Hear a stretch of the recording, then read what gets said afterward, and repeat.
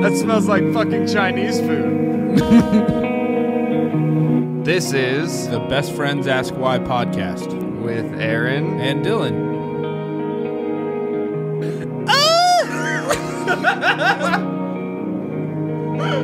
It's so tight.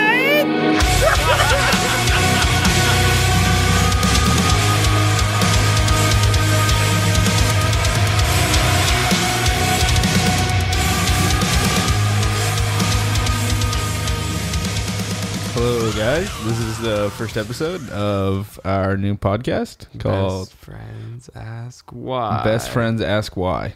This is our new podcast. Yes. My name's Dylan. I'm Aaron. And we're cousins and real good friends and, well, best friends. But, little background.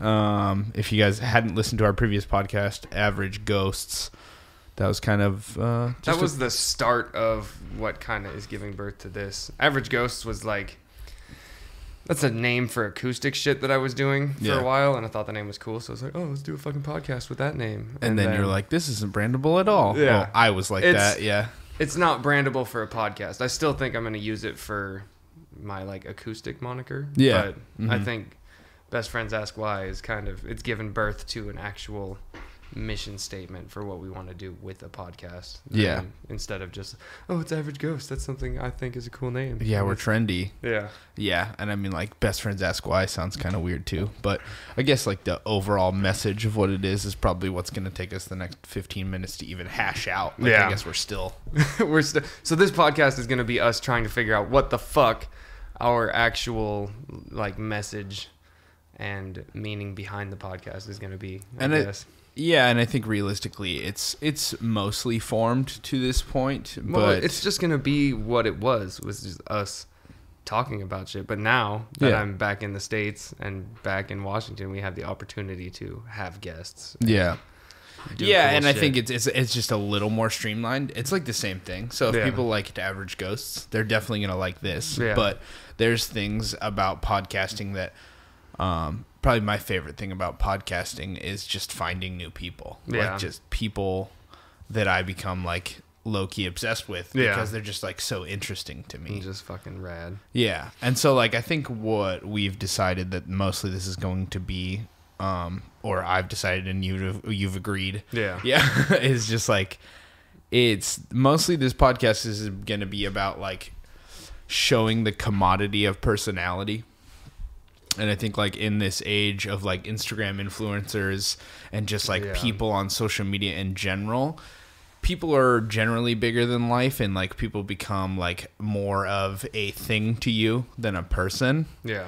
And so my hope is to make regular people more of a thing to you. Yeah. Or at least like, help regular people realize that they are special. Because, fuck. Yeah. I've fallen victim to the social media depression, like, more than once. Like, looking at shit and like, well, fuck, I should be traveling all the goddamn time. Or I should be fucking, I don't know, on a boat half naked. No, I totally understand. I watch van life videos all the fucking time on YouTube. Yeah, and you're just like, oh, that would be super cool. Yeah. Why not me? Yeah. But, yeah. But I think, like, in life, it's really easy to get caught up with people who have, like, that seem to be living life with a purpose. And I guess it's going to be, like, an overall thought process of us just trying to figure out the purpose of just every day. And, like, the excitement in every day and the excitement in personality. Well, my hope is that the more people that we find that are living their purpose, the easier it'll be for us, or at least me, to identify what the fuck my purpose is. Yeah. Because, like, I've been a jack of all trades up until now, like skateboarding, music, fucking a little bit of graphic design here and there. Yeah. Like, I don't know none of those, except for music, maybe. That's kind of the one that stuck around the most. But none of them has felt like, oh, this is my purpose. This is what I'm severely passionate about. This is what I want to spend the rest of my life doing. Yeah, I understand that, but I think there's also a thing that it's going to take us a while to figure it out, but I think that it's totally okay to do all those things and not have any of those things be your life. Yeah, your purpose. I mean, so like that's the biggest thing is like why I'm excited is to talk to people who are like pursuing like pre-med. Yeah. But like that's not necessarily all who they are. That's true. That could just be the way that they deal with how they feel about life, and that's like, this is secure for me, I enjoy it enough, it will grant me to have money so I can do the things I like, you know? Yeah. That's totally fine with me. It doesn't have to, everyone who's on here doesn't have to be a photographer or somebody who is custom woodworking or some like weird cool shit that like has a specific Instagram page that everyone wants to follow. I think we're in like an age of like podcasting, you're either like Rogan or you're like My Favorite Murder, and you're doing like a theme thing because that's like more niche and you can make it more of like a thing. But it's like, if this, I want this to become successul, I want to make money on this, I would love to do this as my job. Oh fuck yeah. Everyone I know knows I love to talk and I never shut the fuck up. This is a perfect avenue for that shit. Yeah, but it's also I'm totally okay if it never does. I mean, I'll do this as a hobby just because I like to do it. Yeah, but it's like what it brings. It's like this is the ability to like interact with people on an intimate level, have conversations with them, and like if there's any portion that I can either get some value out of a person that I wouldn't naturally sit down with for an hour and a half and talk to one-on-one. Yeah. Or I can learn something from somebody, or they can learn something from us and our train of thought and how we view things, just our outlook and whatnot. Just how like like that natural thought that I'm having lately about like commodity of personality. Like we listen to all this Gary V shit and it's about building a personal brand, but like I think that goes beyond monetization. Like I think monetization is important and it's like awesome to be able to do something that you love. It's creative, but I think understanding your personal like being a commodity to yourself. Just goes back to knowing who you are as a person. Like, and self-love is a big thing that we just don't have right now. It's like self-love is being put forth in the internet a lot lately, and like acceptance for things. It's like a lot of like, don't fat shame people and don't do this stuff. And it's like that it's all physical. It doesn't, a lot of it, I mean, like mental health is being talked of a lot more now. But I just feel like the more that we are actively like, when I used to go to church, people would be like, pray out loud in your car. Like then you make your truth known. Like they would talk about this, and it's like when you talk specifically to God.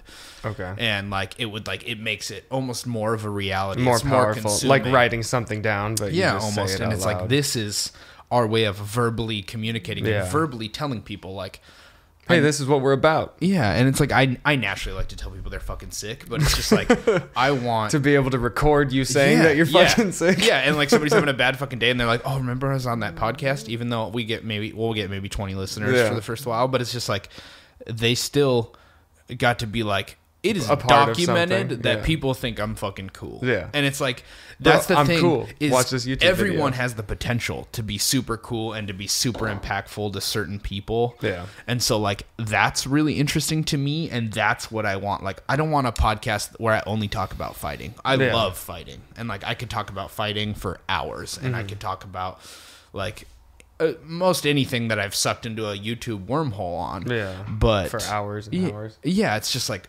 talking is fun. Social interaction brings enjoyment to me. Yeah. To go back to that self-love shit, just a quick comment I had on that is I feel like self-love is kind of, it's being bastardized by social media. Like I see all this shit where people are posting self-love, but they're doing it specifically for likes. Like, I love myself so much. Like my shit. Oh, I was literally just looking at an Instagram booty page like 10 minutes ago. Talking about, here's my ass. Here's no, it wasn't. Myself. She didn't even address her butt. She didn't even say like, look at my butt. But it's like, if you look at her body, you're like, I don't understand how this is a real thing. Yeah. Like, I literally was like, initially, I was like, this is interesting, because my wiener was like, this is interesting. But then, like, after I was looking at it, I was like, what the fuck? How does your ass to waist ratio like this? It literally, I tagged you in it. Like, I sent it to you, and I was just like, I literally was like, how is this real? Yeah. So, like, it just blows my mind. But, like, the whole thing is just like about how the gym's changed her life. Yeah. And I was like, I love that. Yeah. But I want some reality to it. Be like, hey, look at how fat my ass is, but also I really think it's important to work out all the time. Yeah. And like, it's created self-confidence in me to have 600,000 followers because I got a fat ass. Yeah. But like, I don't know. That was a complete tangent, and I just wanted to talk about this crazy ass. Well, I feel like the self-love shit, like with the fat asses and all of that stuff, like they're not acknowledging the whole struggle. They're just showing like the best bits and pieces. Like even the posts that I see that are like, oh man, I've really been struggling lately and blah, blah, blah, are still like a picture of someone. If it's a chick, she's got full blown makeup on, like she looks put together, everything looks perfect. Like you wouldn't know by just seeing the picture that she's about to post this shit about how everything's hard and fucked up and she's going through this struggle.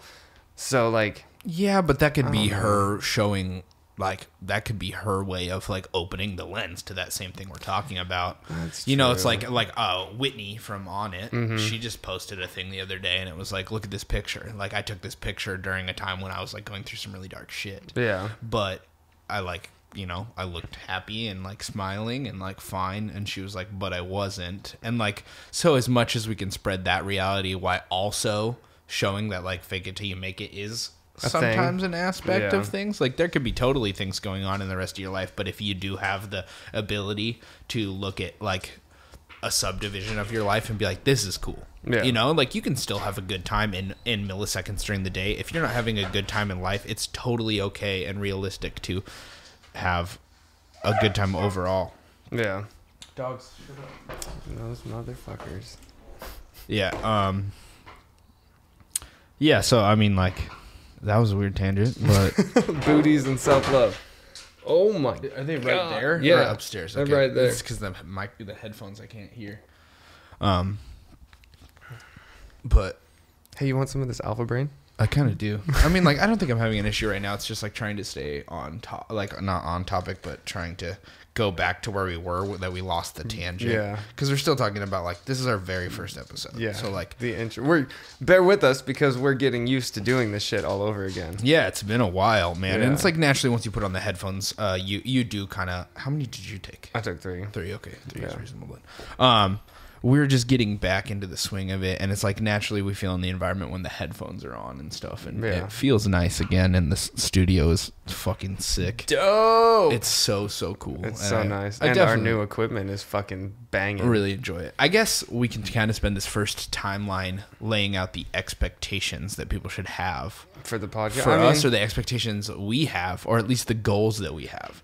Like, what kind of stuff do you want to see from this? Like, from this, like, honestly, if we can get to a point where we have people subscribe to us to where it pays for itself as far as like the hosting on website or whatever, if we can get to that point to where it's just self-sustaining and all we have to do is come down here and press record, I will be so fucking happy. No, yeah, totally understand, but let's take it back farther to more content. I think. Content-wise? I'm thinking like that stuff is like, as long as we grind out, we'll probably get somewhere. Like I think if we stay passionate, that's my financial goal. My financial goal for this is for it to be able to pay for itself. Yes, definitely. That would be fucking dope. But as far as like content related goals, I want to get to a point where we can have the dudes from Earth Groans. I want them to swing through. I think they would be a killer interview that you've put a lot of work into building that relationship with. I think that'd be something cool for you to fully realize.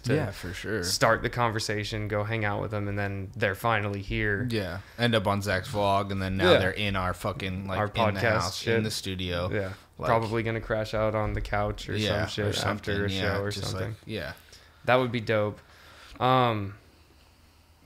Mainly, I want to interview cool people doing cool shit. Yeah. Like, it doesn't have to be like life-changing shit, just cool stuff. Like, if there's a local snowboarder that fucking shreds all the time, they'd be cool to talk to. Yeah. Wakeboarder or kayaker, mushroom hunters, like just cool local people. Yeah. That we can hit up on Instagram and be like, hey, you want to come in and film a podcast? Like, Seattle is one of the most diverse communities, and I want us to be a part of that community. Oh yeah, I feel you. Like if we were able to, because we're pretty homebody. I mean, at least I'm pretty homebodied. Yeah. Well, I feel like that's out of necessity because of the job. Yeah.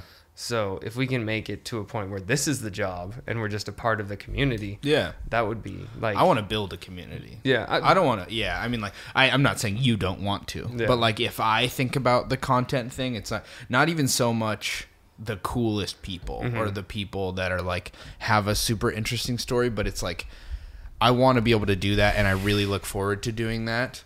But I also want to be able to, like, people that we just know, and we just know what kind of heart they have, and like how much joy they bring us, that like we can share them with the world. Hopefully, at least share that message with them, or share the message of why these types of personality traits make people feel good and why it's like important. And like I want to tell the story of people who like have had major life issues and like how they got through that. Like that's I really want to have Mike on to talk about his transition, and just like there's a lot of people in general that just like have so much worth, and so like the cool people have a lot of worth, and I'm fucking stoked because I want to be socially connected to those people. I want to talk to Jeremy Pigeon, who's my old like striking coach, because like I respect him so much, but like I never got to like really pick his brain about like why he loves martial arts the way he does, you know? And it's just like, why do you live life? That's where the why is. It's like, why do you live life? Why do you do what you do?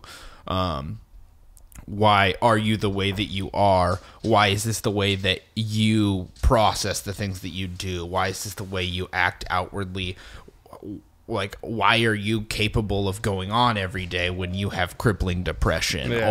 Or like even how ties into the whole thing. I mean, it's just a different We just word. need to ask why. Yeah, we have to stay on brand. Why? How? Why? How? Why? Why?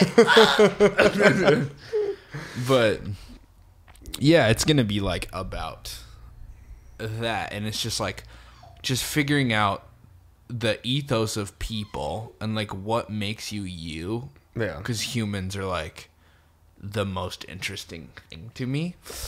Sometimes they fucking suck, but like mostly every one of them has the ability to be something awesome. And so just, I mean, even finding out awesome at the shitty end of shit, or the awesome at the good end of and it's like finding out whether that like why is a talent, like, you know, and it's like snowboarding, or that why is a personality trait, or that like just what makes people tick in general is what we're going after. Yeah, and like it enables us to like talk about anything at any given time and talk to any person at any given time. And I think mainly this is just our excuse to talk to people without them staring at their phones for an hour. Just having an isolated conversation for an hour with somebody to get to know people again. I have a fucking problem with my phone. Yeah, of course. It's like an easy way to do something like that, and to like be like, hey, do you want to come sit in front of a microphone, like, and have a conversation? You literally, like, you will have headphones on. The only thing you can pay attention to is our dog scratching at the fucking door, and then our voices. Yeah.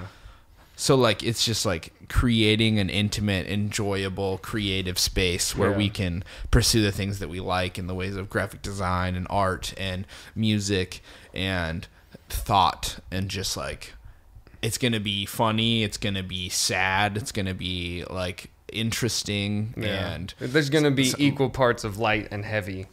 I think that's just naturally how we are. It's just like we can be laughing at a sound like for like wow for like 6 hours, or we can be like really in depth, being like, what is it about my personality that made me pick brown curtains? It's just like, well, because like we get in those kind of conversations naturally anyways, so we're just like putting it on paper so that other people can feel free to do the same stupid shit that we do. Or they can learn from our stupid conversations or our in-depth conversations.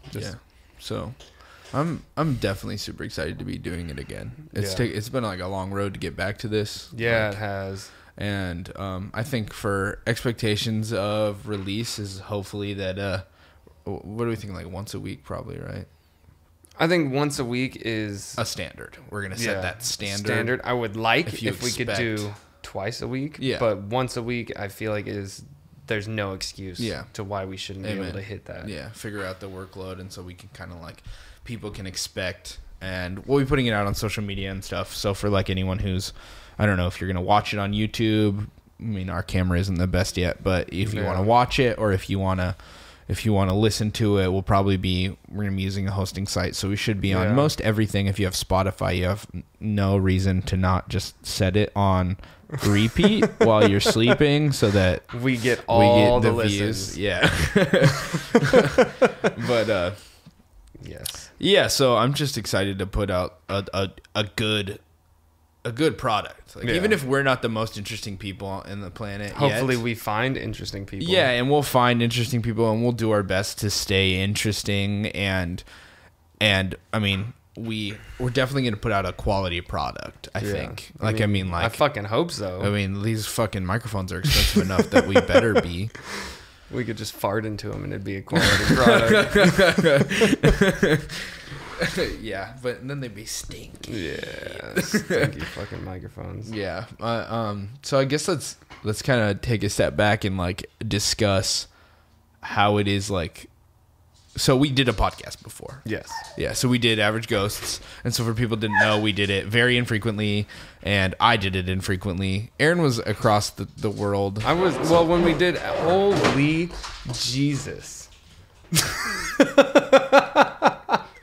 God damn. Oh, wow. He just got the buzzer like 14 times.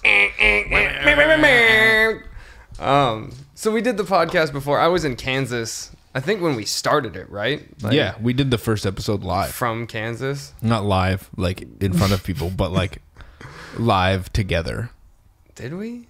Is that when we started the first one? Yeah, dude. When we were in Kansas, I was there, and I was thought visiting. We had done it before then, didn't we? No way. No. No? We came down, and it was like we had talked about it. And then we were just like, let's fucking do it. After that show, I think, or was it before the show that we did the first episode, then we filmed the second one after the show with Rebecca. Oh, with Rebecca and Dan and his fucking shit in his pants. No, story. that was a long time later. Daniel was on, he came through Skype.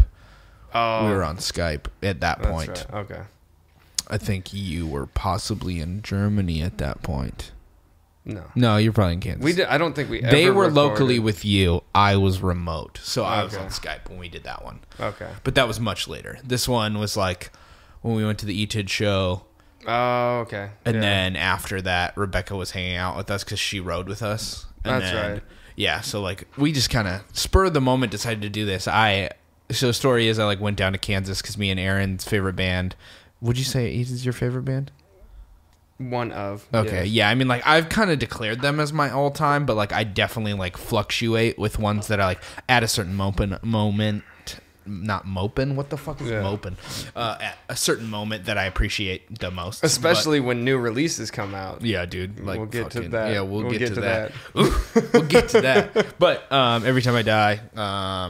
that is drawn? Fuck me, dude. How did it take me so goddamn long to get the word drawn out? I didn't know. I thought you were going to say Jordan. Yeah, I was. I think that was Jordan Drum. There's a guy named Jordan Buckley.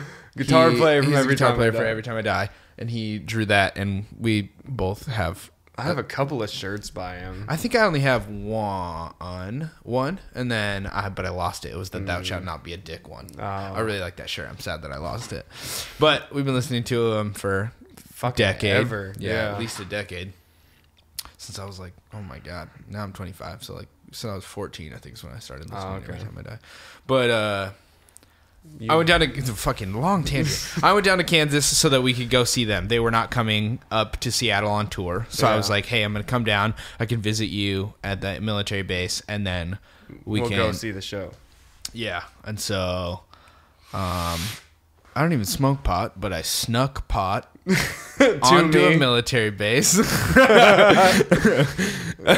But I brought pot to you. That was just part of the whole trip. That was fun. I got self-rolling cigarettes, and I like ground them up, and I like put the weed in the bottom, and then I put like regular on the top. I mean, I'm flying out of Seattle. It wouldn't have been a fucking problem to begin with, but I guess into I just Kansas. and then you took, what was it?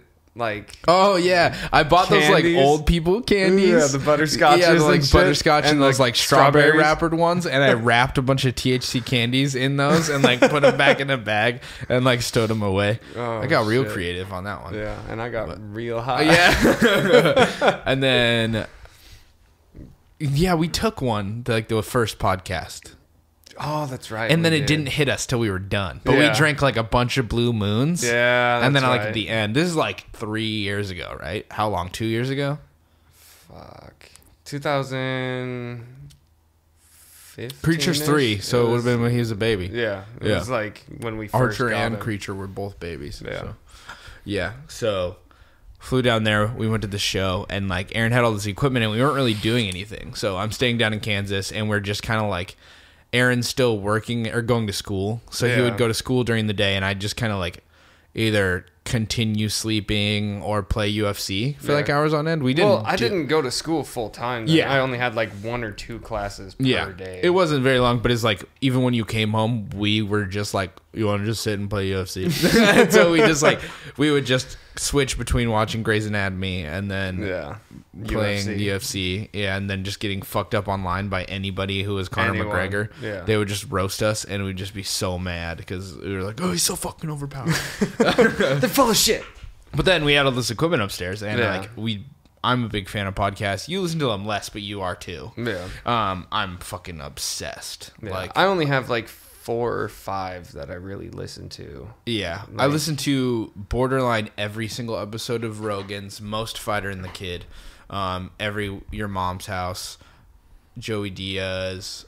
I listen to a lot of comedians. I listen to a lot of science, like other ones too, Hardcore History. Yeah. There's like a shitload I listen to. So, I mean, but that's pointless the way I need to tell everyone every single one. If you need podcast recommendations, I mean, ask me. This one. Comments. This one and then others. Yeah, you can. We'll tell you if you need an app. Pocket Casts is a sick app. It's my favorite. It was like $1.99 on the App Store. I know you got to spend $1.99. It's only a microtransaction. You'll be fine. It's nice. We can be your first subscription. I just use Stitcher because it's free. Yeah, that's true. So. I just I don't know. I bought Pocket Casts on a whim, even though like Apple has its own podcast app. But I bought Pocket Casts and it just kicks ass. So I could just set things to auto download and like you can. I don't know. It's just like really customizable and just like. I haven't looked at it at all, so it's if yours works, just use that. Yeah. But I like Pocket Casts. It's sick. I use it. I also subscribe to like 50 fucking podcasts. So you need the auto download to keep track Legit, of all the I think shit I have you like fucking 50 podcasts in my stream, and like I probably only download like 9 of them on regular. Oh, okay. But depends on my mood. But we had all this equipment, not doing anything. Yeah, and we just decided to fucking try a podcast. Yeah, and it got dead real quick. Not like the podcast went dead, but just like our stream of consciousness was like difficult to. It was hard to do Skype.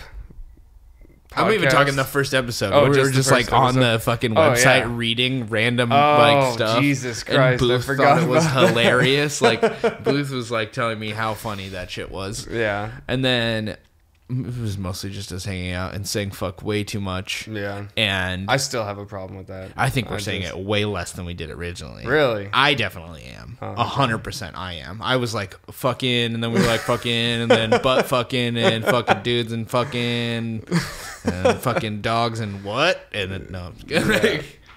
But yeah, so I think it's much better now than it was. Hopefully. I mean, like as long as they're just cognizant of it, it shouldn't be like, we don't want the entire stream of consciousness to be us saying fuck. Yeah. But I don't think it's going to be a major issue. It's definitely not as poignant as it was in the past. Yeah. It was definitely a first episode. Yeah, but it was just us fucking around. And like a lot of this. Anything about it. Yeah, and a lot of this is probably going to be a lot of that too. It's going to be I feel like it'll be less though because now we know what it should be or what a podcast should be because we've got not a lot under our belt. I think we hit 13 episodes on the last one. Yeah. Before it died. You could say we had a successful podcast because we had at least 5 people who were mad when we stopped doing it. Success.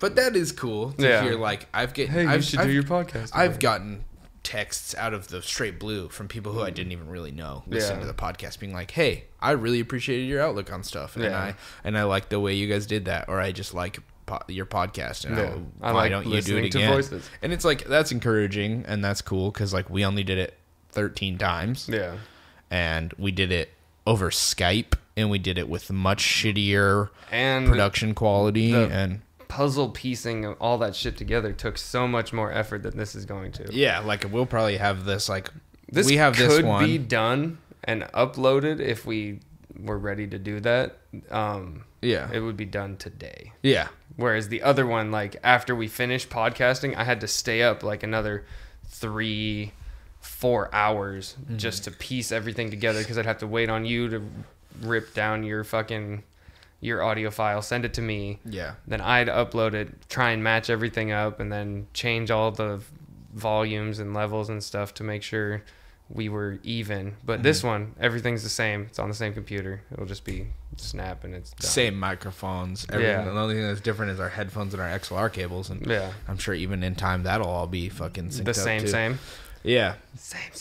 So there's a lot more production going into this one, and there's a lot more thought and a lot more excitement going into this one because we are in the same house now. Yeah, like, that changes shit up a lot. It's really cool. And so like, I guess we started to get to it, but then we just like skipped over it completely. But like, why are you here and not in Germany? So I got divorced. So bringing it back even further, the reason I was in Kansas is I was in the military and then got married to my now second ex-wife. And then she got orders to Germany. I got out of the military and just followed her on her orders to Germany. While we were over there, she spent 2/3 to 3/4 of her time in the field or deployed or whatever. So it was like super harsh on our relationship. And specifically that time would be like period of time trauma would happen. Yeah, normally it would just you'd be dealing with the break. Well, every time she would leave, she would get that single feeling. Yeah, she'd start enjoying being alone while I was left at home to be by myself. Well, let me rephrase. She would enjoy feeling single because she wasn't alone. She doesn't even know what being alone would fucking feel like because she was surrounded by her squad mates, her platoon, all that shit. Like she had the army around her essentially. And then she enjoyed the idea of being single, I guess. Yeah. I don't know if she actually like did fucked up I'm single shit, but she told me once that when she's out in the field, she doesn't even think about our relationship. And that was like a continuous thing every time she'd be gone for any set amount of time. Yeah. The first couple weeks would be fine and she'd be all like, I miss you, whatever. And then all of a sudden the communication would just drop off and everything. I remember you guys were even having problems when I was in Kansas. Like, when she was just like, you were she's just having a hard time talking to her. Like, I mean, like when you were up here for a couple weeks when you and John came up, like even then it was kind of weird. Yeah. Like you guys were in the same country and it was still difficult for you guys to talk. I honestly, I don't think that she wants a relationship. Like I don't think she wanted a relationship. She liked the idea of it, but also I think the allure of being single and being able to do whatever you want ultimately won. But do you think like you guys were on the same page when you even got like decided to get married? No, I don't think. I feel like it was you guys are together for how long? 4 years. Okay. Wow. Or maybe 5. Time goes by fast as fuck. Yeah. Jesus. Okay. But I feel like it was just a strong infatuation. Like at the very beginning we were like, oh shit, this is awesome. And we'd spend all our time together because we lived in the same building. So we were both in the barracks and she was like right down the hall. So we were right next to each other all the time. And then in Kansas, I had an incident where I got too drunk and hit one of her friends in the face. Like we were doing jujitsu shit out in the yard after. This is after you guys are married. Yeah, this is after we had gotten married in Kansas. This will all circle back around. This is more fuel for why we got divorced. But we were in Kansas, like rolling in the backyard, and I almost got choked out by her buddy Pickens, and I guess I like scrambled out, and then I got up on top of him and dropped a bow on his face, and sliced open. Bow, for those who are not fans of martial arts, is an elbow. Dropped an elbow on his face, and sliced open his eye, and then like immediately got up and started crying, and from that point on, everything is just kind of in and out. Like I remember bits and pieces of what happened. Of that night? Yeah. Okay. Of the episode that erupted from there. Like that was my trigger. As soon as I dropped the elbow on his face, and then started afterwards crying. You kind of like did like a weird blackout thing. Yeah. Afterwards, I flipped the fuck out. Like.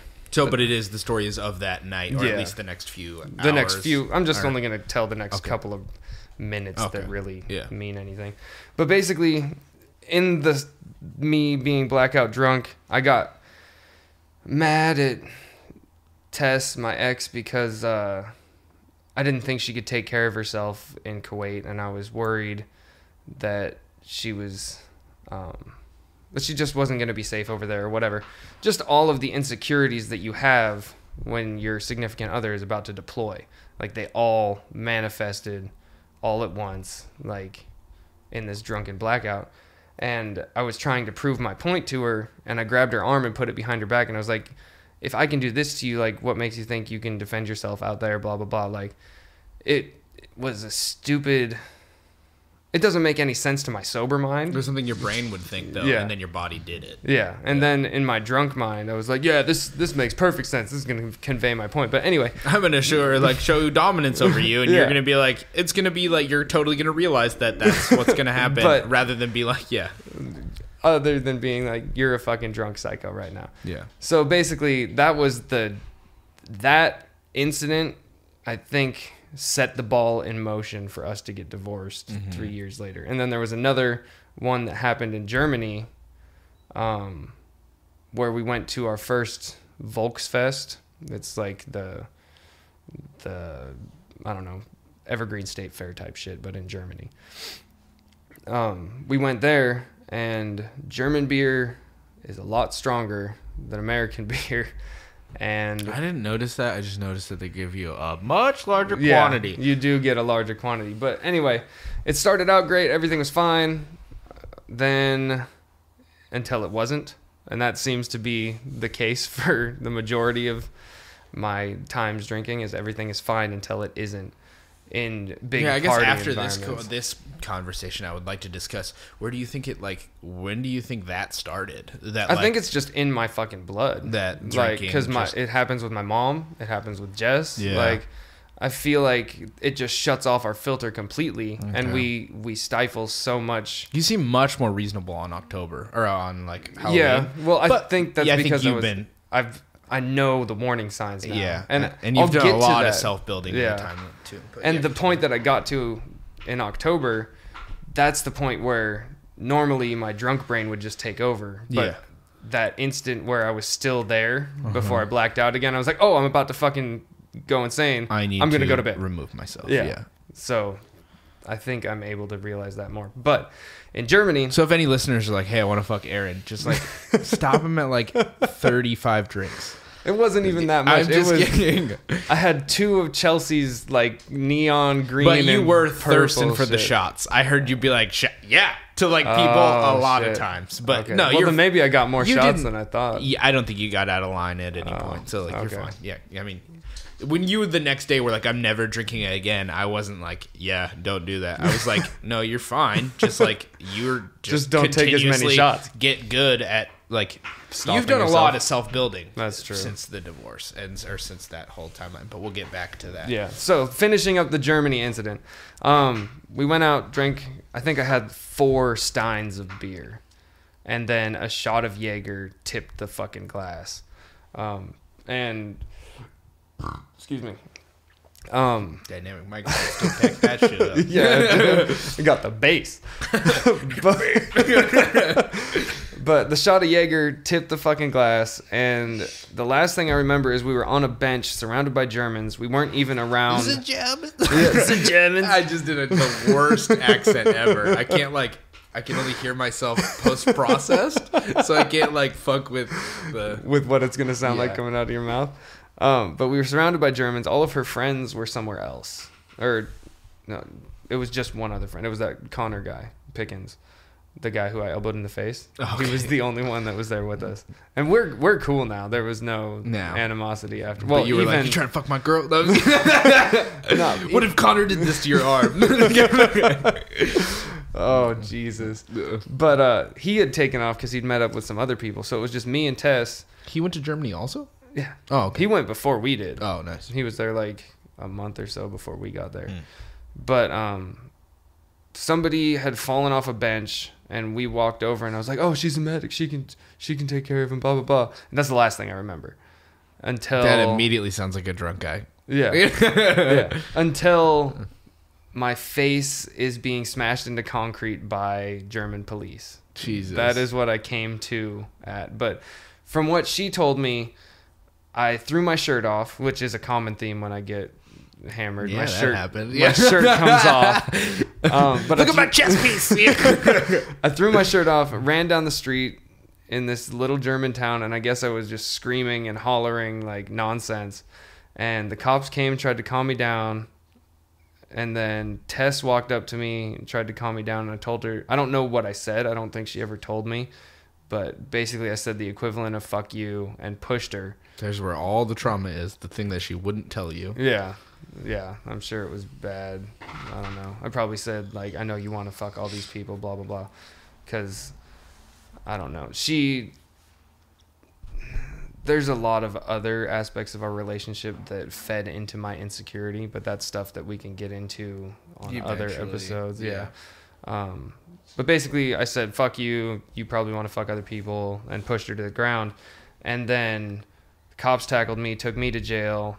While I was in jail, Tess had to find her way home on the German transit by herself at night. It had just gotten, I think she left right after sunset. So it wasn't fully dark and late, but it was pretty close. So there's some trauma there for her, for sure. And then, I mean, I'm going to play devil's advocate here. I've been in Germany. Everyone speaks English. Probably pretty easy. Well, yeah, but still trying to figure out, not even knowing what town you need to get to. Yeah. Yeah. Whatever. Who needs to know what town they live in?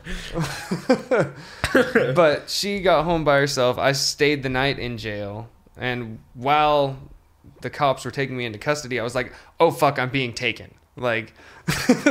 Liam Neeson saved me. I'm being taken, because all I heard was them speaking German, and my drunk brain was like, I don't know what the fucking language this is. They're terrorists. They're trying to eat my body. They're trying to fucking kill me. And I feel like I had a bag on my head, but my eyes might have just been swollen shut from being on the concrete. Yeah.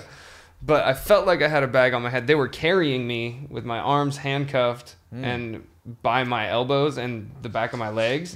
So they carried me and laid me down on the cell. The cell was down the stairs in a basement. It was just creepy as fuck. Yeah. But I don't remember seeing anything. Apparently, I talked to a doctor who examined my face to make sure there wasn't any need for stitches or anything like that. I damaged the nerves in my wrist from trying to rip my hands out of the fucking handcuffs. Jesus. Yeah. It was a bad night. I had some serious,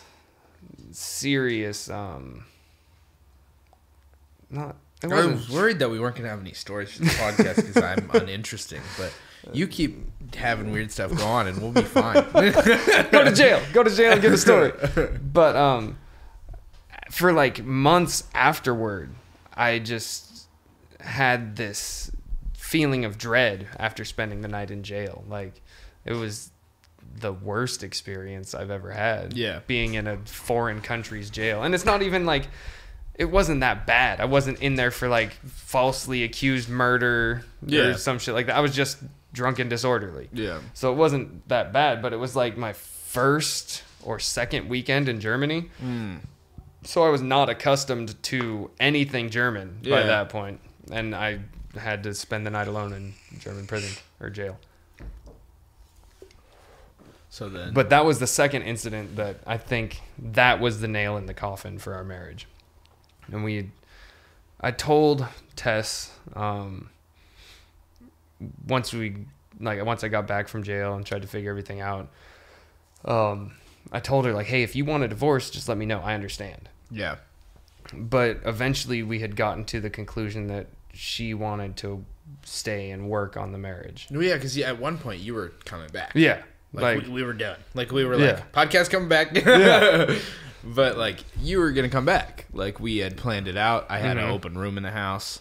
Yeah. And this was only like... It was only a couple of months prior to when I actually came back. It was probably like 6 or 7 months, maybe. But she had said that she wanted to work on it, and then she went to Poland. Yeah. Like, everything seemed like it was on the right track.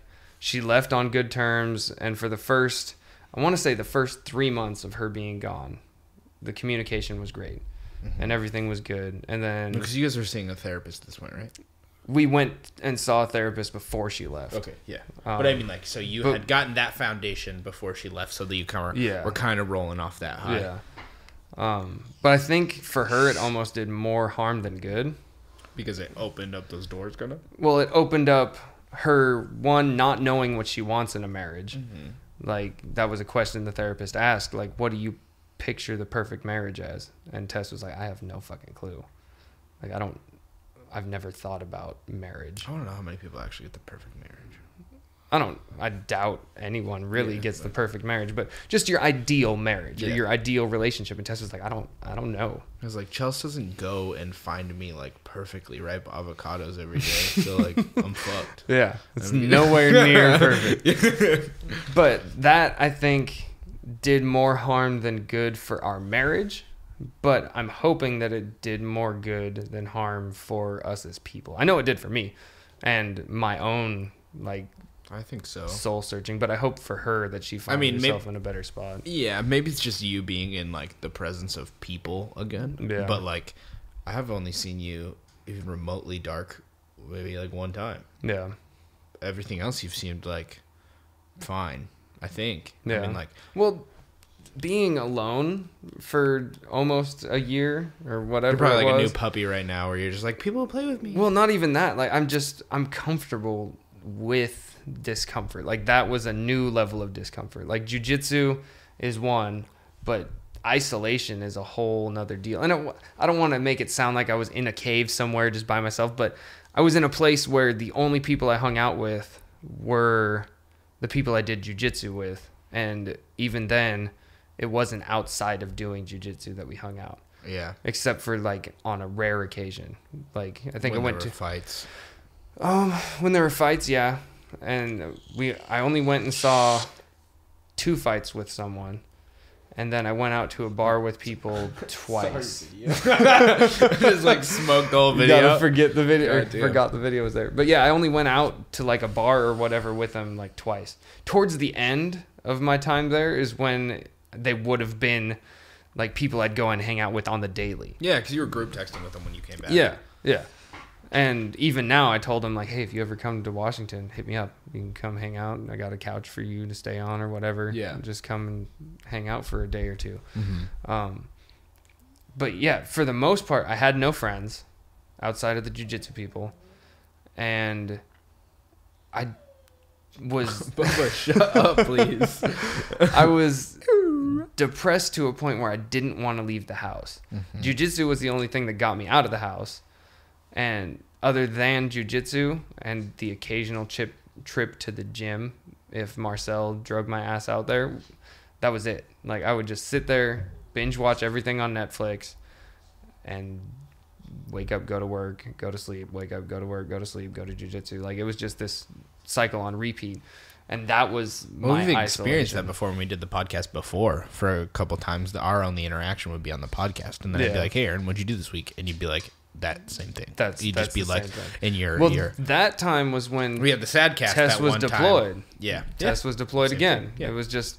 It's an extremely isolating thing. And the problem with when she was deployed while we were in Kansas was that all of my friends that I had from my unit were in her unit. So all of my friends left with my wife at the time. So that was another isolating situation. Mm-hmm. It was just rough. It was shitty. Yeah. But I feel like being completely disconnected from the active military right now has kind of given me this huge weight off of my shoulders. Like I don't have to deal with another deployment. I will not, well, I want to knock on wood because I don't want to jinx myself. I will not be in another relationship with a military chick. Like that's... You also said you weren't going to be in a relationship when you came back here. And then yeah. Well, I mean, I'm on Tinder just because like I don't want a relationship. Well, the thing is, you kept falling into like the preemptive stages. Yeah. Well, and then I made sure to break that shit off. Yeah, but like after they were like, he's into it, and then you're like, I'm done. it was like you'd start, and then they'd be like, oh you're really shit, cool, yeah. and then you'd call a girl a turd, and she'd be like, that's so fucking rude. Well, and you'd be like, I'm out. That shit was ridiculous. That chick sounded kind of whack. Yeah. I mean, she was cool, but it wasn't a good fit. It just was not a good fit. I think you're going to find that a lot in Seattle where people are just sensitive as fuck. Yeah, and I'm not down with the sensitive bullshit. I also don't want a super fucking conservative chick, so... No, it's not... I don't think sensitive in a liberal way? Always goes liberal or always goes... sensitive but like, to anything. People who just don't have a sense of humor. Oh. I feel like you're going to find like... There's a lot of depression here. There's a lot of people who are going to be like very serious about stuff. And it's like, if you can't call your partner a turd... There's a big fucking problem. Yeah. Oh, especially if they're being a turd. I wanted to say you're being a shithead. Yeah. But I backed it up. I was like, I've only met you once.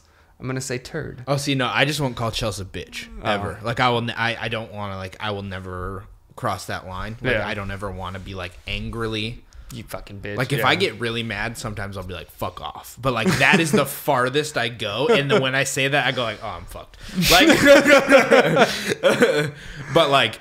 I don't like to call names in general to people unless it's like in a like friendly way, you know. Like, so like I'll say like I said bitch, like Key and Peele to her, but like I won't do anything like that. But like you are shithead, actually being a bitch. Yeah, I call her shithead like all the time. Yeah, naturally. And see,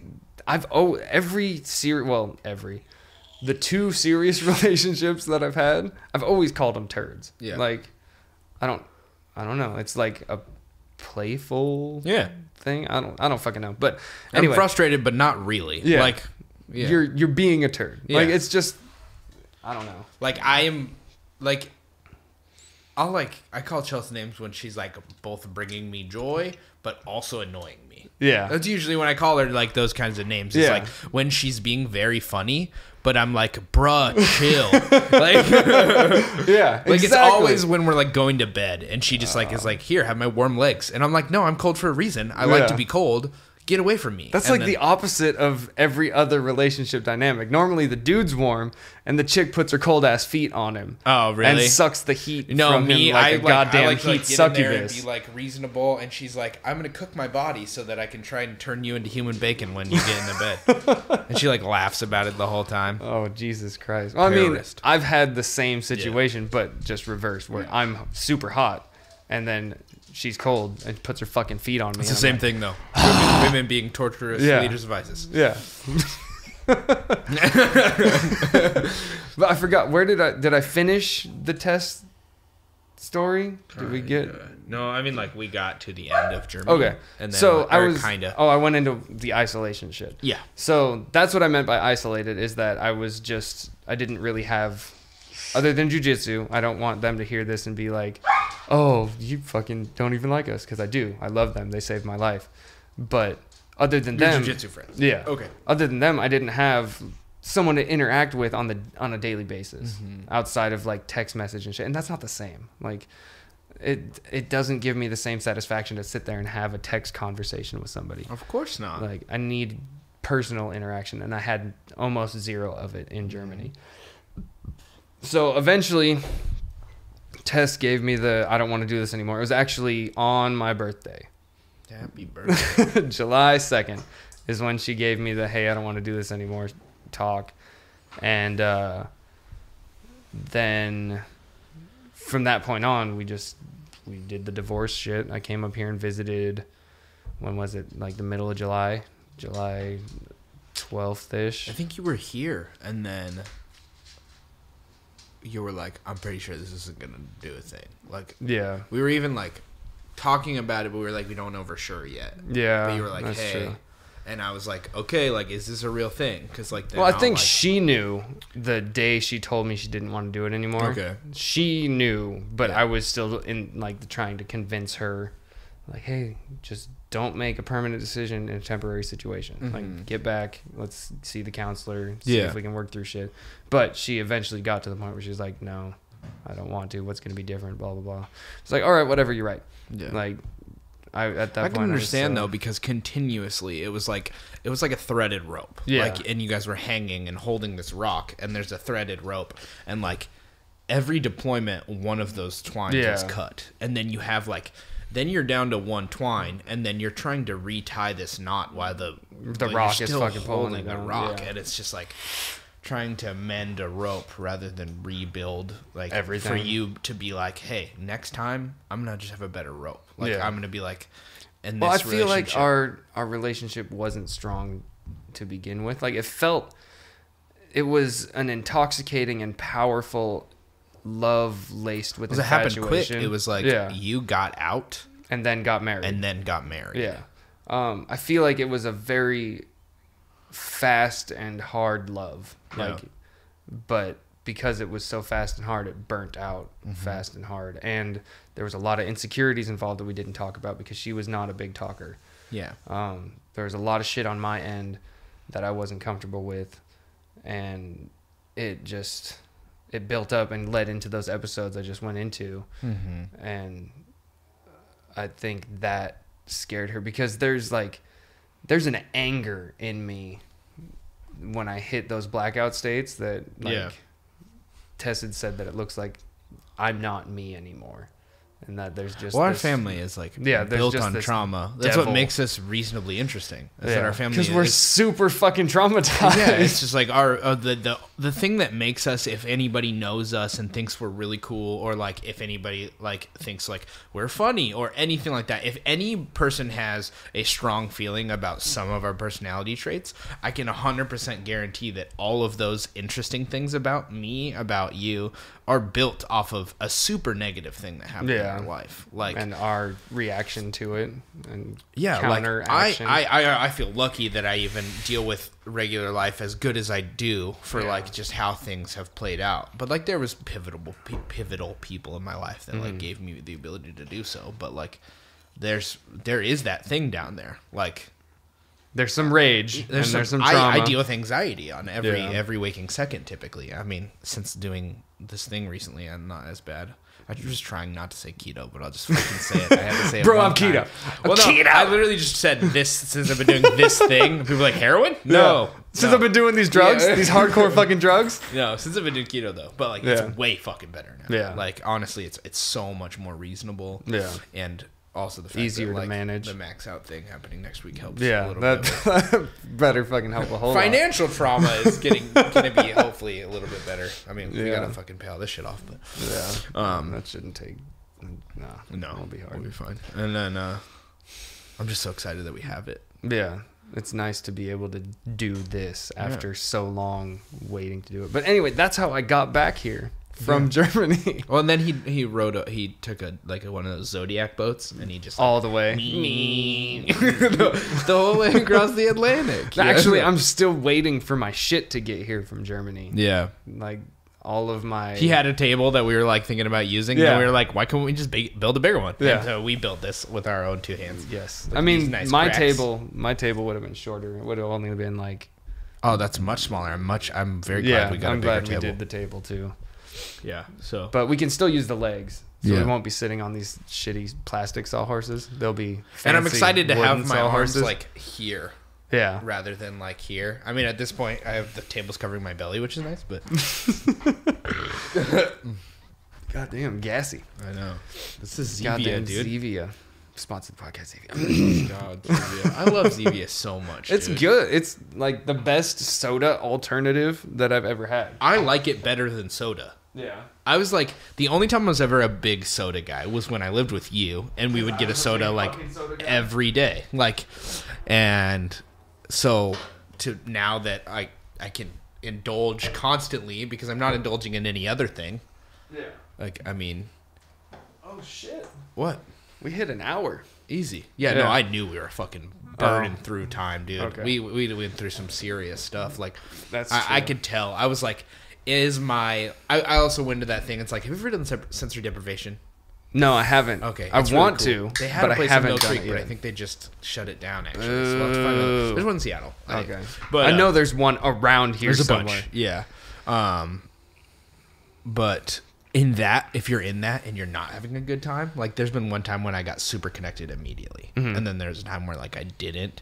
For anybody who doesn't know what sensory deprivation is, it's like a tank.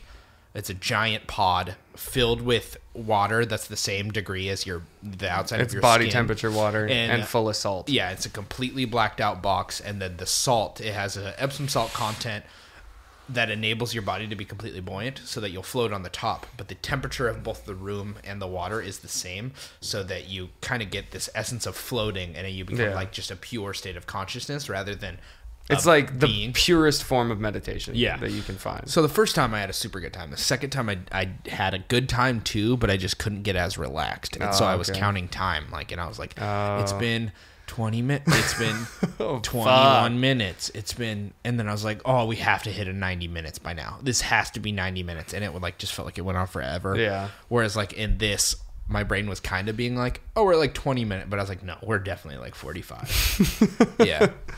Yeah. So do we want to just wrap it up there and go with closing remarks, or do you want to hit on the Silent Planet album so that it's, well, fuck, by the time this comes out, that album's going to be well released. Yeah. Maybe we should. Anyway, Silent Planet, you rock. Yes. You fucking killed this new album. Goodness. We'll just leave that here so that we get a taste. We can talk about it a little bit. If people don't listen to like metal, or like I Yeah. know my buddy Dane, who's probably going to listen to this, is like he likes Fit for a King and stuff, but I don't know if he's into Silent Planet yet. But it's like, if you guys have the opportunity to, if you like metal, if you like Jesus, and you don't like metal, you should probably still give this a shot because. Or at least watch YouTube video interviews with Garrett Russell. Because he's the purest Christian person that I've seen in a long time. Yeah, he makes me be like, oh, okay, I get what people look at. Like, because if it creates people like you, I'm totally for it. Yeah. Like, I'm not the most religious person, but I respect him so much. Yeah, for real. Yeah, he brings me joy, puts a smile on my face. Like, just his content of words. Fucking lyrics are insane. His lyrics are fantastic. He's one of the most, I don't know, is prolific the right word? Prolific is one of the most prolific lyricists of this age in metal now. I feel like. Yeah, I mean, like, the biggest thing is, like, if you don't listen to metal, a lot of people naturally have the thought process of, like, metal is just noise. It's too loud. I don't get why people like it. It's just screaming. But, like, if you can give yourself... I'd recommend reading the lyrics to the songs in the new album and just digesting those if you don't like metal. If you don't like metal, just read the lyrics. They have footnotes. They'll talk about where his basis of thought comes from. He fully researches them. Like, he has legit, like, numbers next to sentences with footnotes, like, associated with the text. They're like mini essays. Like, he has a master's in psychology, so he's used to college. Yeah, he, like, you do a thesis for a master's, right? Yeah, okay. So he, like, did a thesis, and so, like, I used that same kind of, like, backing to write this stuff. And it's every album, too. Everything Was Sound, the one before, he had footnotes with, and that one, every album is mapped out, too, but I think Everything Was Sound was probably the most interconnected. Yeah, that's a really interesting one. If you have the chance, it's like a track by track analysis on YouTube with Garrett Russell, or go Silent Planet track by track analysis. You don't have to listen to the song, but he'll just talk about like the archetypal whole album. There is an archetypal image for each like song and how color. It relates to a color and how it relates to like an archetypal framework of just life mental in general health. and mental health. Yeah. It's just like it's so he intriguing. He went deep as fuck. And then he wrote one song, Redivider, as a palindrome to where it's the same frontwards and backwards. Like that's just mind-blowing shit. Like from every aspect, if you like metal, it is so heavy and written so fun and just intriguing to your brain. And listen for the bounce. Yeah, the bounce, dude. It's just like seriously heavy. It's like it really feels like advanced. Yeah. It But feels where I like was a going new with genre almost, especially this new album. Yeah. It feels so different. Where I was going with the read the lyrics first is for people who don't generally like metal and just think it's noise, if you read the lyrics first so you know what they're saying in the songs, and then you go back and listen to the power that he's putting into those words, like the emotion that comes in with the scream, that's where the thing about metal is, for is. me, it just feels I understand people don't like it, and like they can be like, it affects my physical being in a way, like it makes me feel anxious or it makes me feel angry, and it's like, but if you can feel the energy behind what they say and you can read, so that even though they have the accent of screaming, you can see those words in front of you and understand what it is they're saying and the way that they're saying it, and feel the music really like penetrate the message and bring like the full immersive technology that is music, like, and just like, so you can feel all of it. It really is insane. I just think metal is the most visceral. Like, it's just so, everything works together to just hit you in your fucking heart. Yeah, like, I think so too. I also just appreciate it so much because it's like, it's the only energy that matches the way that my brain feels. Like a lot of a lot of what's inside of me is just very chaotic, and I try to stay very calm all the time. Yeah, but sometimes my brain takes over what my physical body wants to do, and when I combat it with something as visceral and like aggressive and full as metal, then you're like, oh, okay, it seems to calm me rather than make me anxious, like it does a lot of people. We're just operating on the frequency of being chaotic, loud, and aggressive. Yeah, I guess so. If you have childhood trauma, then love metal. But, well, I go back and forth to these two extremes. Like, I will be deep in metal, not as gnarly as some of the shit you listen to. Yeah, but I like the prettier, bigger metal. We're like what is that, a Venn diagram? Yeah, like it's like, we really do appreciate all the same stuff, but a lot of the noise is what calms me a lot of the time, and like, you're a lot more lyric heavy than I am. Like, I still haven't read all the lyrics in for this new album. I haven't either. I'm just talking. What is the name of this When album? the End Began. When the End Began, okay. Yeah, I just like, I'm an album listener, so I just hit play and I don't listen to the read whole the thing stuff. over I and don't over listen again. to the thing. I just go. I feel the message, the overall feeling. I'm about the tone of stuff. So like, when I listen to heavier stuff, it's because like, I'm in a chaotic place, or like, I need something more gnarly to like make me feel calm. And it's like, sometimes it's like Alexis on Fire, and sometimes it's Oceano, and I don't want to understand what the fuck he has to say. I just want fucking like like just like gnarly shit, where it's just like, it just makes me feel like either makes me laugh because it's just it's so low and so fucking heavy. Yeah, it's just like, it's just unreasonable that somebody would be like, hey, we should create this. It would sound good to somebody. You're just like, what? And then you're like, it does to me. It does sound good. What the hell? I appreciate you.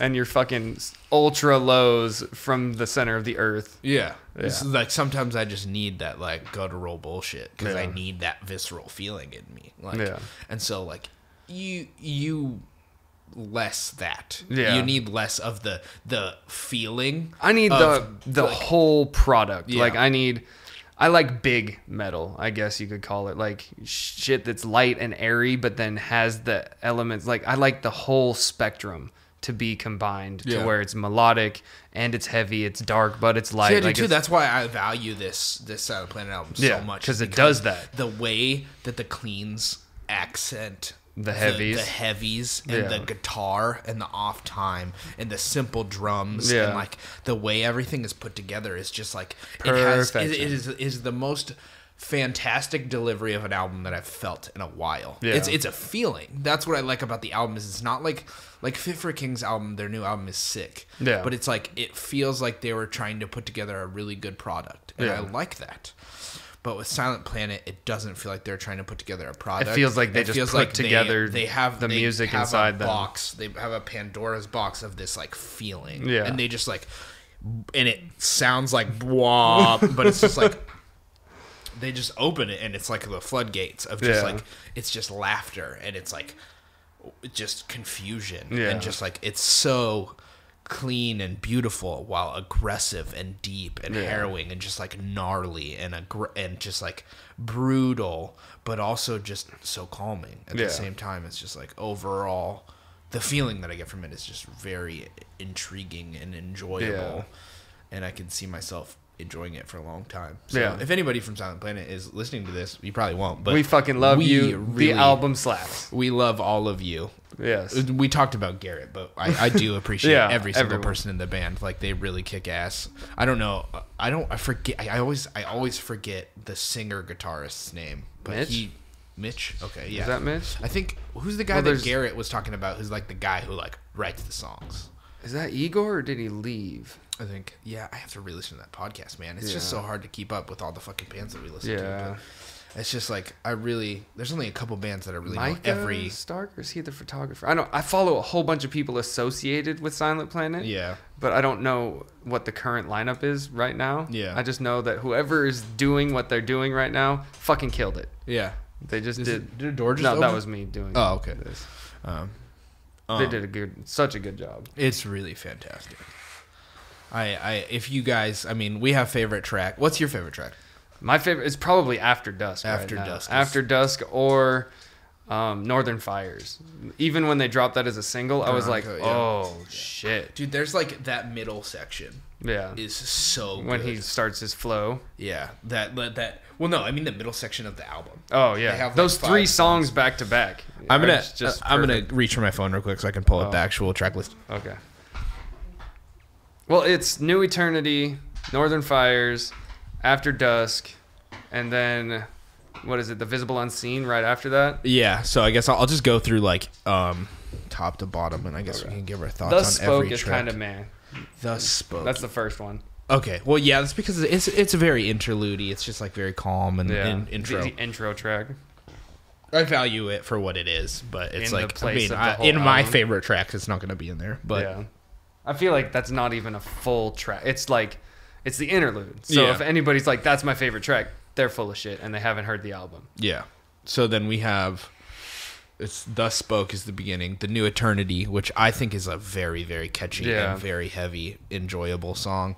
Really appreciate that. Then we have Northern Fires, which is one of their initial singles that they put out, where I think the blend of the hip hop flow, like just the flow, not the hip hop feel, but just the flow from like a poetic rap standpoint is just like so awesome and so pretty, but also really heavy. Yeah. After Dusk is stupid aggressive. It is like that has to be the most aggressive song on the track. That's one of the most aggressive songs I think Silent Planet's ever wrote. Like it's one of the easiest, most heavy. Maybe songs. Not aggressive, but heavy, darkest, it's heaviest. Dark, heavy. Yeah. It feels like, dark and heavy. It feels like mud. It doesn't just like if you. I highly recommend listening to that song in a car. And loud because it's like it. There's a section at about 154 where it just goes the riff changes and it just becomes like this, like it feels like they took the initial starting riff of the song and then it wraps a shield around you, like it just like pulls you in and swallows you a little bit. It's really crazy, awesome. And then Visible Unseen, which really appreciate the off-time work that they did in that song. That's just that it's like a second long where he plays. Alex just kicks ass with the cool, like very creative drum fills, but they're simple and sick. Well, and the one that's just completely off time, like it sounds like it's not even part of the same song. Yeah. While the guitars are just ringing out. Yeah. Like he goes off on this tangent, and then it comes right back. I'm like, what? It's so awesome. And then Share the Body. If anyone is not a big fan of screaming, that song is a lot more singing heavy, but I really appreciate it. No, Share the Body is the one. In Absence is the one. Share the Body is the one they did the video for, where he's like upside down and stuff, right? Yeah. That's the one about opiates. And then Firstborn. I haven't really gotten to that. I keep cycling back through. I do too. I've gotten there and I've listened through them. So there's this one. I like Low Empire. There's this one that's real tappy for like most of the song, and then it gets like real heavy, and then back to tappy, and it's really cool too. Yeah. It's just like they're definitely like for my tastes. Not saying I just need to spend more time down here. The album's only been out for 2 days. Yeah. I mean, like when we post this podcast, it'll have been a few weeks probably, and we'll probably have a lot more notes on it if anybody wants to ask us more questions about it. But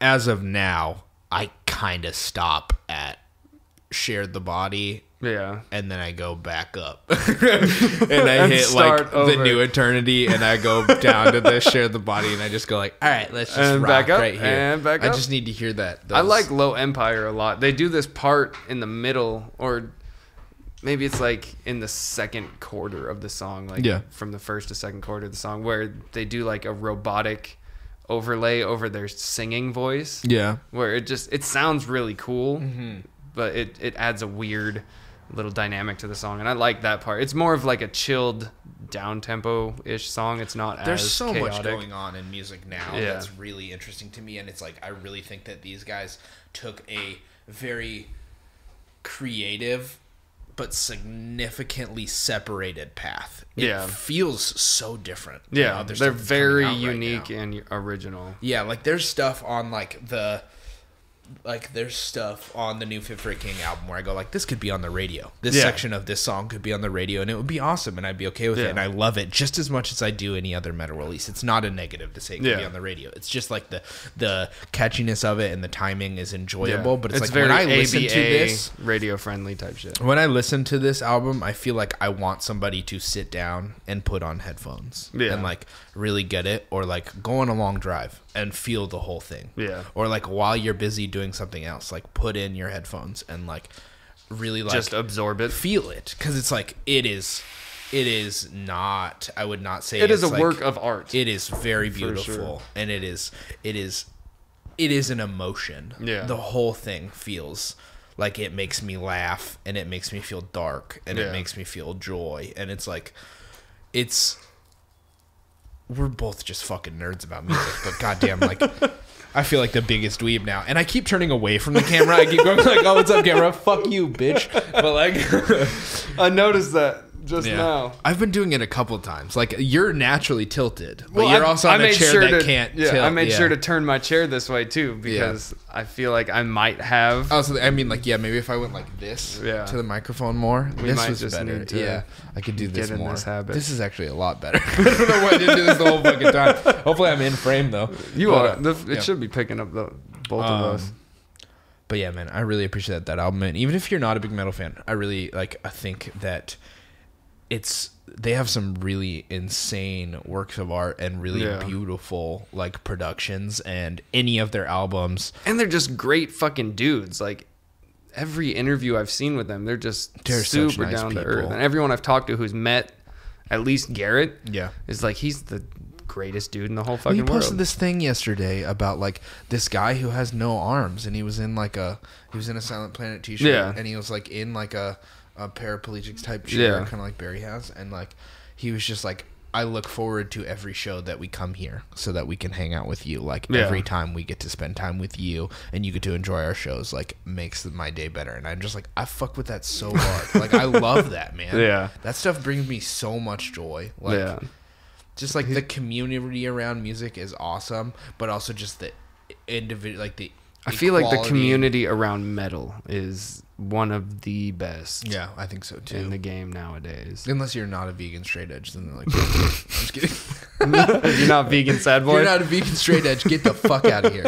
GTFO. And on that vegan straight edge note, I think we're going to call this podcast. That should be good. For now. We're at an hour and 18 minutes. That's not bad. That's solid. For a good first podcast. Yeah. Yeah. I was worried that we weren't going to have shit to talk about. Really? I didn't think that would be a problem. I was worried, like, initially when we were about to sit down. The second you put on the headphones, though, it just feels like you're in a whole new world. You're in the zone. Yeah.